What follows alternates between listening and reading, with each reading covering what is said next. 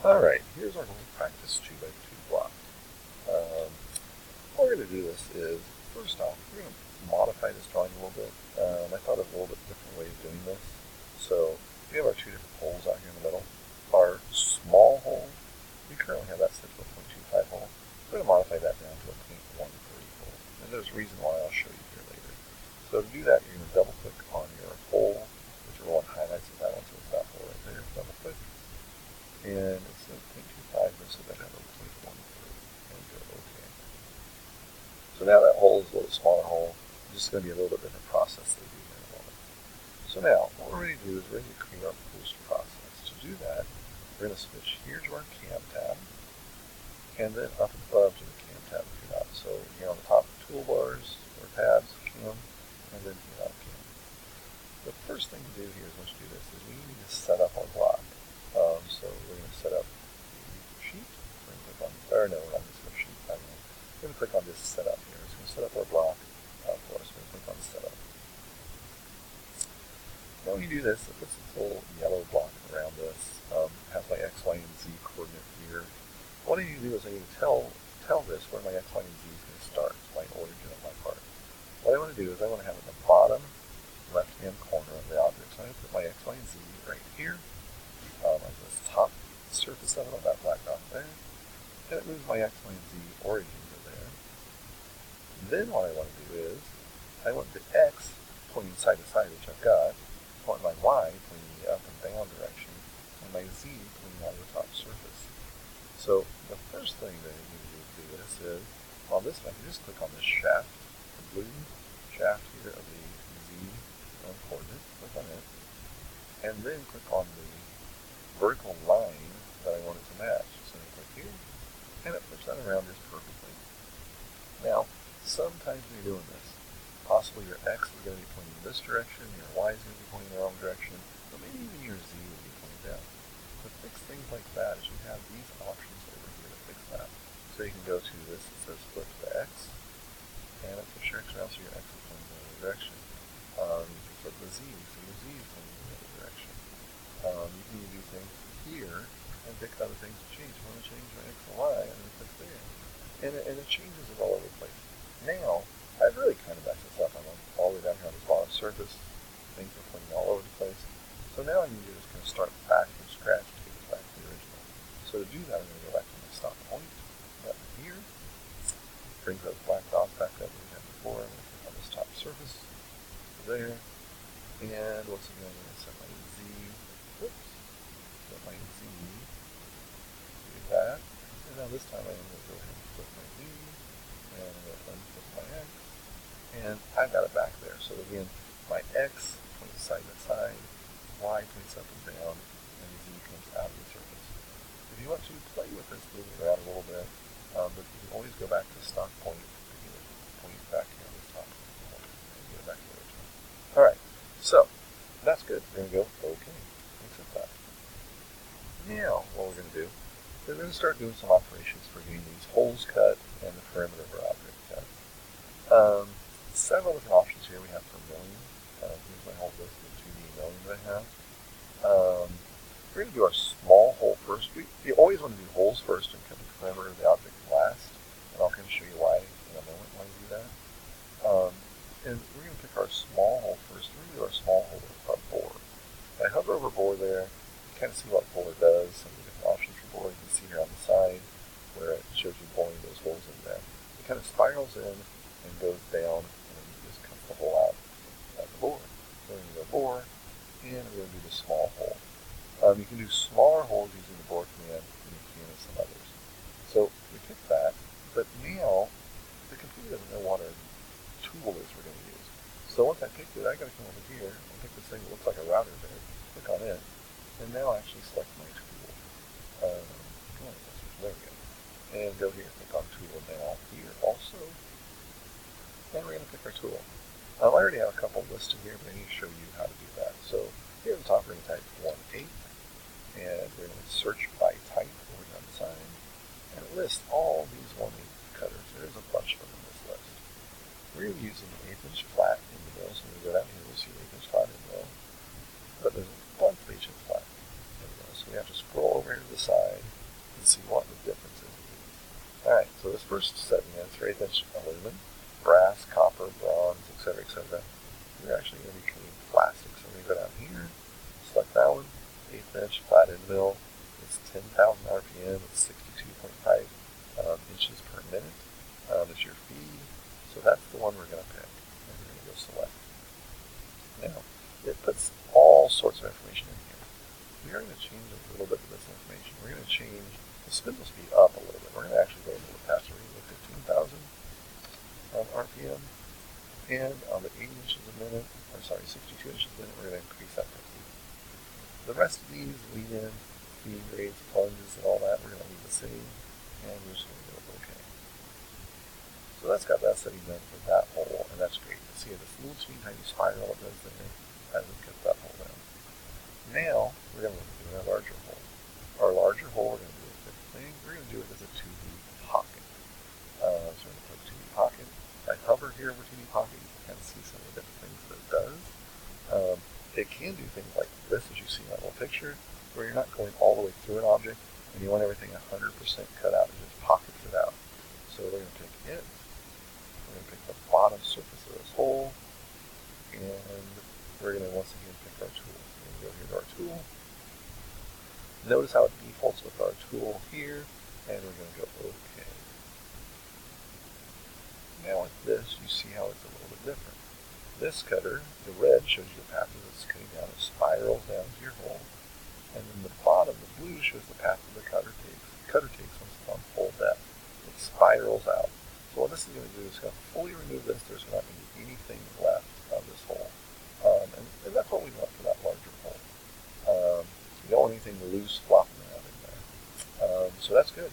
That looks great. And we went ahead and picked the same setup on that. The next thing we're going to do is we're going to do a 2D contour. So we're going to do 2D contour. 2D contour is what we're going to cut around the outside of the object. So we're going to pick the outside of the object here. Once again, we're going to go to the first tab. And notice it did default to all those same things. So 15,000 RPM or 80 inches a minute. It picked that, so that's good. There's one other thing we're going to look at here, though, which is this tab, which is called, actually there's two other things we're going to look at here. First we're going to look at this one. We're going to go to the Geometry tab. On the Geometry tab, we're actually going to do something. We're going to add tabs to this. This is going to be the last step it does for this part. If it cuts all the way around the outside of this, and this part flops around in there loose, it can actually break off and snap in a bit. When that bit's spinning at 15,000 RPM and you think that bouncing around in there, you can snap off your bit. You don't want to do that, so we're going to do something called tabs. So we're going to call tabs, and we're going to add in tabs. Our tabs, they automatically get selected there, and there's put tabs around. Notice there's a tab on these. Choose it on this side, one over here, one at the bottom of this. I don't love this setup of your tabs being in these positions. Because this one at the bottom of this, it's going to be hard to sand out. These outside ones are really easy to sand on our sander, but this one down on the bottom is going to be hard. So we want to change our tabs up a little bit. Right now it's selected by distance, and let's just change this number. If we change it to 2 inches, well now there's only one tab on this side that was 2 inches long, so 2 inches doesn't work very well. Let's change it to 1.5. 1.5 with tab there, tab there, tab there, but no tabs on this side because this side must be shorter than 1.5 inches. Let's go 1.25. There, it's not bad if it's one tab on each of the four sides. It still puts one at the bottom of this, which we really don't love. So there's another way we can pick tabs. On large parts, doing this automatic by distance is really easier, but on something small like this is a little bit better way of doing it. Instead of by distance, we're going to pick them at points.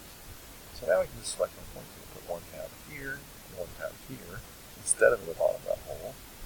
One on this side, one on this side, and one on this side. That's great for positioning tabs. That makes 5 tabs on this object, one on each side, at least one on each side. That's good. The next thing we want to do is change this. The height of our tab. Right now it's a 32nd of an inch. We're going to set that to 0.06, which is about a 16th of an inch. The material on the table, especially the plastic, can flex up as it's cutting. And if it does that, your tabs can be cut all the way through. You set that a little bit thicker, works a little bit better, so we're going to get 0.06. And the width of our tabs, we're going to set it at 1/4 of an inch. That's going to make it a little bit wider, a little bit thicker, and it should hold together a little bit better. And that looks pretty good there. The other thing we're going to do is, and that's good brown times, we're getting there. The other thing we're going to do is we're going to look at this one here. This is passes. Now, I've already changed the thickness of this material, but before I had such a material, I think it was 0.125 or 0.13 thick, I don't remember for sure. What I'm going to do now is either ask myself or somebody in the classroom for what's the thickness of the material that you're going to cut. And I'm going to give you a piece of material and a caliper. You can measure that piece of material with a caliper, and that's what you're going to set the thickness of your material to, and I'll show you how to do that here in just a moment. If your material is an 1/8 inch thick or less, you're going to do it in one pass. If your material is over an 1/8 inch thick, you're going to do 1/8 inch passes to cut this. The machine would cut it all in one pass, but it makes a little bit smoother cut. It doesn't leave as much stuff in the little path that you're cutting, as much remnants of the material doesn't melt it back together, and it's just better to do. So I'm going to go down here to multiple passes or multiple depths, and on it, it defaults to 0.04, which is very, very small. You set that down to 0.125 for your step down of your roughing, and that's going to do multiple passes in there. You'll see what it looks like here in a second when I click the material. We're going to go OK. And notice it steps down. This is our first cut, this is our next cut, and then it does one final one. It's kind of a final pass. And that's how it cuts this block. Now what you need to do, though, is once you set that, if your material that you got was over an 1/8 inch thick, that's where now we need to, actually, no matter what, you need to set this, but you did multiple passes, it's over an 1/8 inch. But you need to come back here to your model. On your model, you're going to go to your extrusion, double click on it, and you're going to reset this to whatever number it is that you measured with the caliper. If you measure your material as 0.185 thick, you can set it 0.185, and you're going to go OK. And that's actually, you measured, now your material set to the exact thickness on CAD as what your material actually is your cut. But now, however, we have to go to our CAM tab, and on our CAM tab, we have to update this CAM a little bit. Notice all these have red X's in them. That's because they need to be updated. So there, we're going to click on Generate, and it's going to regenerate all of these. Now notice, it only regenerated this one, which is because that's the one I was selected on. If I click on this and go Generate, it regenerates that one. Well, I really want to regenerate all of them, so if I just click on Setup at the top and click Generate, then it regenerates all of those, and none of those have a red X on them. So all those are now regenerated, and they're properly set, showing you different passes and everything. Now to actually see this, what we're going to do is we're going to go to your Simulate tab at the top of the button, and this shows all those different ones. Now sometimes you want to be careful.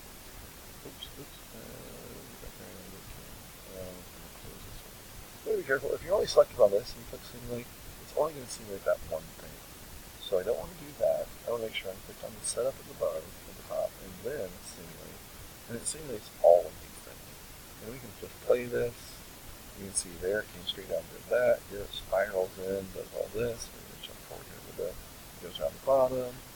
Now it's simulating the outside path. And it's going to do again 3 passes around there, doing all that. Ooh, actually, it only does 2 passes. Oh, that's very nice. It only does 2 passes around this one. And cuts those around the outside.